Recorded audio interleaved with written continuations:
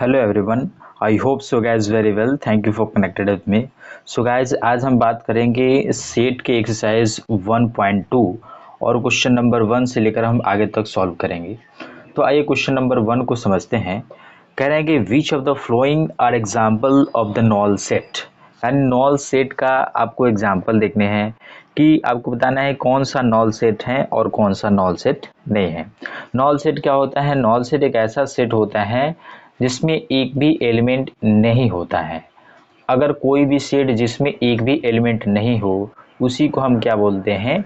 Empty set या knoll set उसी को बोलते हैं, राइट।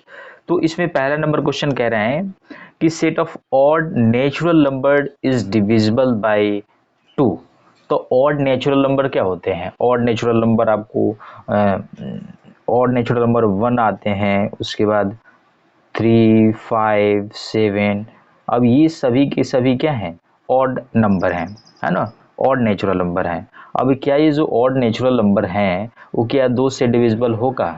कोई भी ऐसा ऑड नेचुरल नंबर नहीं है जो 2 से क्या हो? डिविजिबल हो। तो ये क्या होगा? ये नॉल सेट होगा, ठीक है ना। इसमें कोई भी ऐसा एलिमेंट नहीं आएगा, है ना, जो, ठीक है ना। तो ऐसे सेट को हम क्या बोलेंगे? Knoll set. ये क्या है? नॉल सेट है। ये एक नंबर का ये आंसर हो गया। इसमें सेकंड जो दिया हुआ है, कह रहे हैं कि set of even prime number. Even prime number का मतलब क्या होना चाहिए? कि वो नंबर इवन भी होना चाहिए और प्राइम नंबर भी होना चाहिए। तो सबसे छोटा इवन प्राइम नंबर जो होती हैं वो 2 होती हैं, ठीक है ना। 2 होती हैं, 3 होती हैं, 5 होती हैं, 7 होती हैं। ये सब क्या है? प्राइम नंबर हैं। आपको इवन प्राइम नंबर लिखना है। तो इवन प्राइम नंबर में आपको सबसे पहले इसको 2, 3, 5, 7, उसके बाद 11, इस टाइप का ये सभी नंबर क्या हैं? प्राइम नंबर हैं। लेकिन आपको इवन प्राइम नंबर लिखना है। तो इवन प्राइम नंबर वनली क्या है? 2 हैं, ठीक है ना। तो इवन प्राइम नंबर में वनली क्या आ गया? 2 आ गया। 2 एक ऐसा नंबर है जो प्राइम नंबर भी हैं और इवन भी हैं। तो इवन प्राइम नंबर ये ओनली 2 आ गया।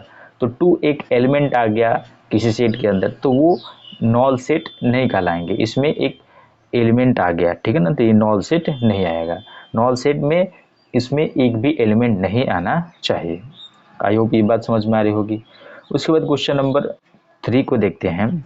तो कह रहे हैं क्वेश्चन नंबर 3 की x such that x is natural number x less than 5 and x greater than 7। तो एक्स लेस देन मतलब एक्स एक ऐसा नंबर है जो 5 से क्या हो? छोटा हो और 7 से बड़ा हो। क्या ऐसा पॉसिबल हो सकता है कि कोई नंबर जो 5 से बड़ा होना चाहिए और 5 से छोटा होना चाहिए और 7 से बड़ा होना चाहिए? तो ऐसा कोई भी ऐसा एलिमेंट नहीं होगा।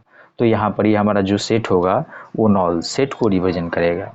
उसके बाद में कह रहे हैं कि चौथा question, y such that y point is common to any 2 parallel line. Any 2 parallel common, अगर कोई भी 2 लाइनें क्या हैं? पैरेलल हैं, तो उसके बीच में क्या कोई भी कॉमन पॉइंट आएगा? बिल्कुल नहीं आएगा। तो कोई भी कॉमन पॉइंट नहीं आएगा, इसका मतलब जो सेट होगा हमारा नॉल सेट होगा। आई होप ये मेरी बात समझ में आ रही होगी। तो एक का सभी क्वेश्चन हो गया, ठीक है ना। तो इसका जो चौथा नंबर उसका आंसर रखेंगे वो आएगा नॉल सेट। वो हमारा क्या होगा?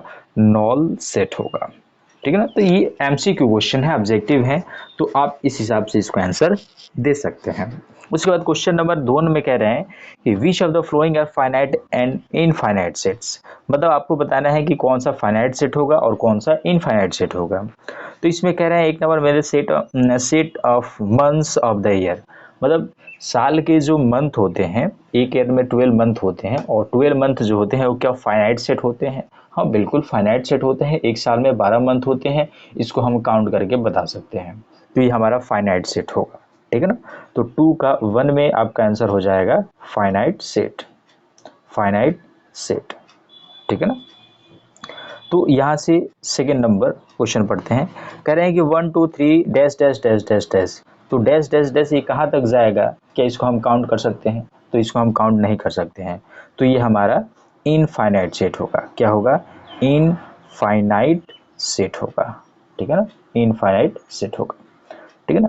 अगला क्वेश्चन नंबर 3 देखते हैं। क्वेश्चन नंबर 3 में दिया हुआ है कि 1 2 3 dash dash dash 99 and comma 100, मतलब 100 तक ही नंबर इसमें दिया हो, इसका मतलब इसको हम काउंट कर सकते हैं। तो ये हमारा कौन सा सेट हो जाएगा, फाइनाइट सेट हो जाएगा, ठीक है ना, फाइनाइट सेट हो जाएगा। उसके बाद चौथा कह रहे हैं the set of positive integer is greater than 100, greater than 100 यानी 100 से आपको क्या लिखने हैं, 100 से बड़ा नंबर लिखने हैं। तो 100 से बड़ा कहाँ तक लिखेंगे पता नहीं चल रहा है, ठीक है ना, तो ये भी क्या हो जाएगा, इनफाइनाइट से बहुत सारे नंबर हम लिख सकते हैं 100 से बड़ा। 100 से बड़ा मतलब 101, 102, 103 ऐसे कंटिन्यू आपको लिखते चले जाने हैं, ठीक है ना।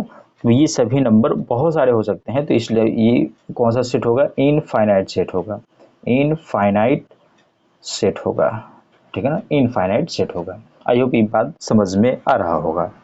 उसके बाद इसमें दिया हुआ है पांचवा, the set of prime numbers less than 99 यानी 99 यानी लेस देन 99 कह रहे हैं, तुम 99 से हमें छोटी लिखनी है, 99 से छोटी हमें प्राइम नंबर लिख देनी है, ठीक है ना।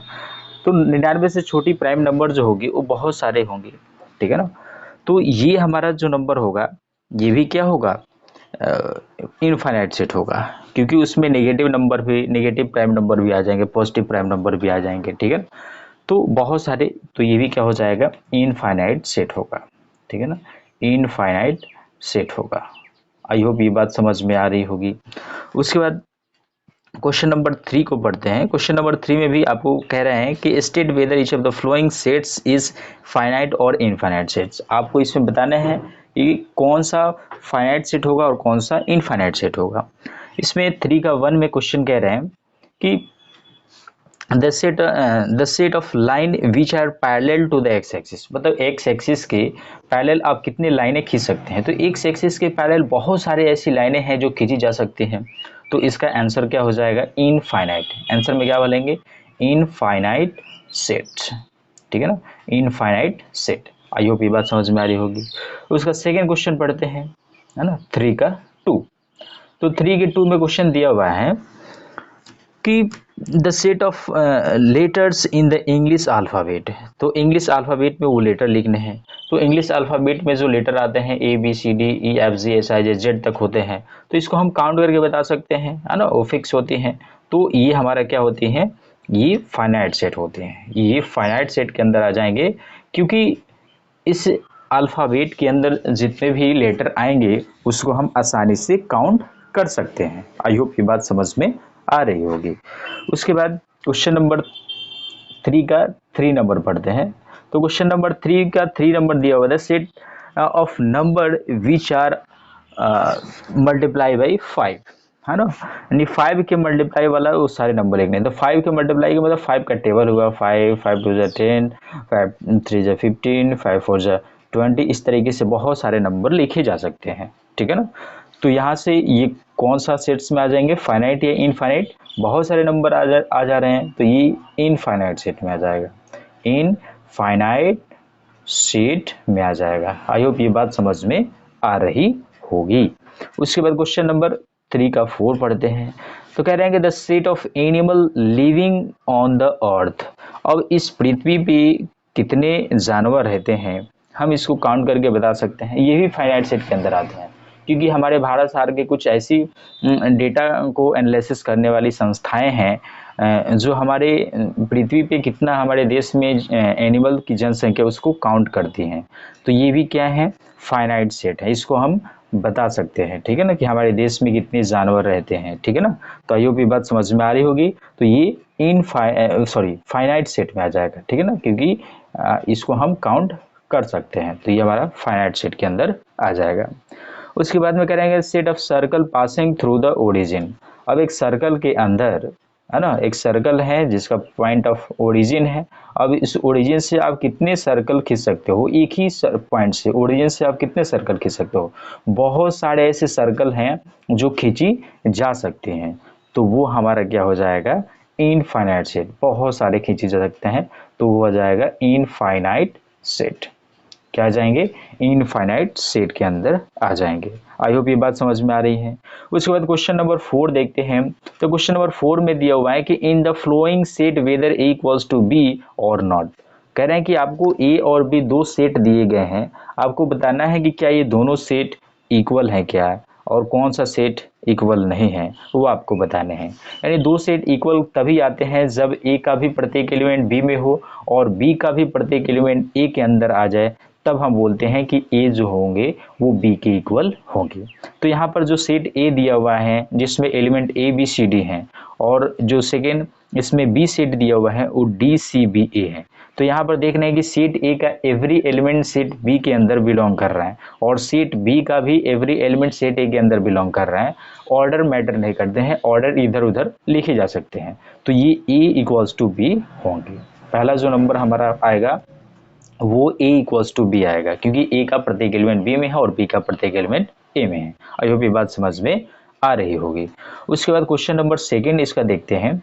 तो सेकंड में दिया हुआ है कि 4 8 12 16 और सेकंड बी में जो एलिमेंट दिया हुआ है वो है 8 4 16 और 18। तो यहाँ पर जो आपको दिखाई दे रहे हैं वो 16 और 18 है, लेकिन इस 12 नंबर इसमें नहीं दिया हुआ है सेट बी के अंदर, है ना। तो ये हमारा इक्वल सेट नहीं होगा, क्योंकि इक्वल सेट की डेफिनेशन एक एलिमेंट सेट ए के अंदर हो तब ये ए इक्वल्स टू बी होंगे। तो यहाँ पर 12 एक ऐसा एलिमेंट है जो सेट बी के अंदर मौजूद नहीं है, तो ये हमारा इक्वल सेट नहीं होगा। इसका तीसरा जो इसमें दिया हुआ है, तीसरा कह रहे हैं कि तीसरा में जो सेट ए है जिसमें एलिमेंट 2 4 6 8 10 है और इसमें बी जो एलिमेंट है कह रहे हैं कि x such that x is positive even integer and x less than और इक्वल्स टू 10, यानी 10 से छोटा या 10 के इक्वल वो सभी इवन इंटीजर। तो इवन इंटीजर में आपको क्या इसमें भी आपको सेट ए के अंदर आपको 2 4 6 8 10 ये नंबर दिखाई दे रहे हैं, और एक दूसरा सेट बी है जिसमें पॉजिटिव इवन इंटीजर लिखने हैं जो 10 और 10 से छोटा। तो 10 से छोटा आपको क्या मिल जाएंगे, 2 4 6 8 10, ये भी 10 तक आ जाएंगे। तो निश्चित रूप से ए का प्रत्येक एलिमेंट बी में है और बी का प्रत्येक एलिमेंट ए में है, तो निश्चित रूप से ये दोनों सेट्स आपस में क्या होंगे, इक्वल होंगे।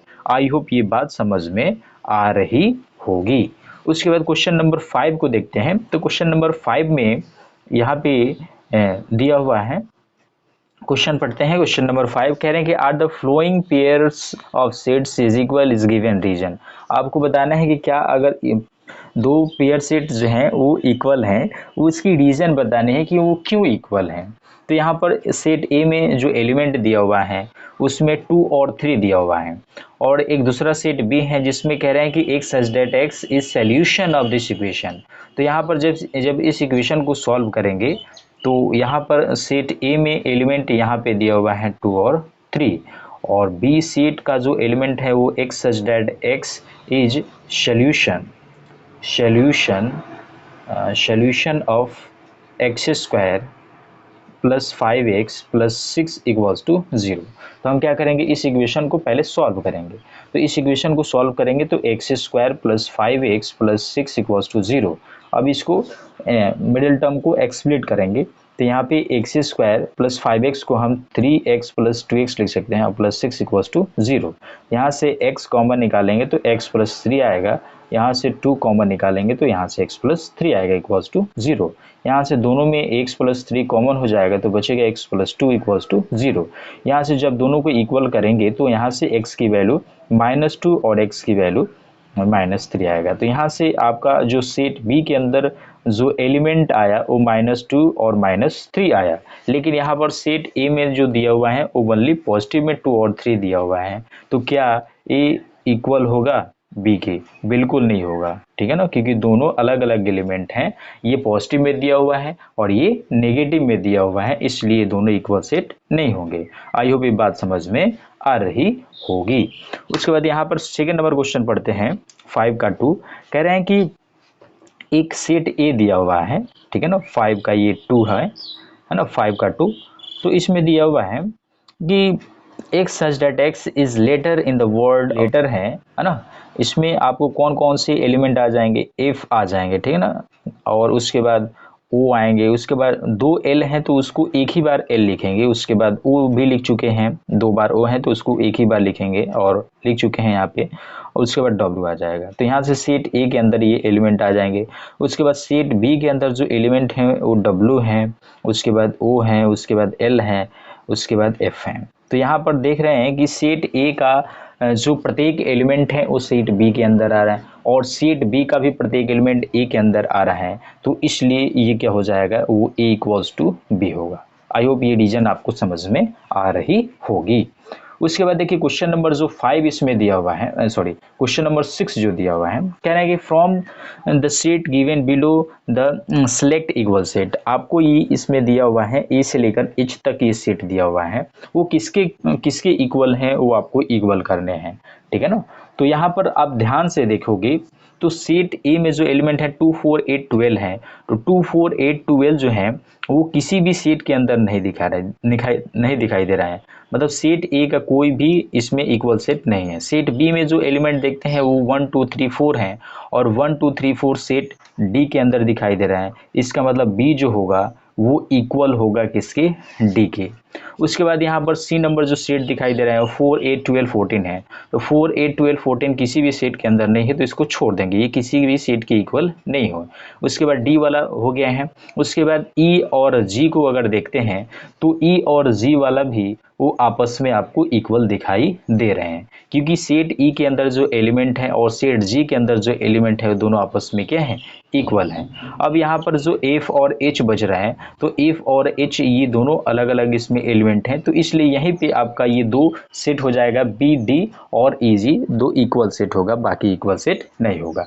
तो आई होप ये आपका एक्सरसाइज आपको समझ में आया होगा। Thanks for watching this video. Thank you.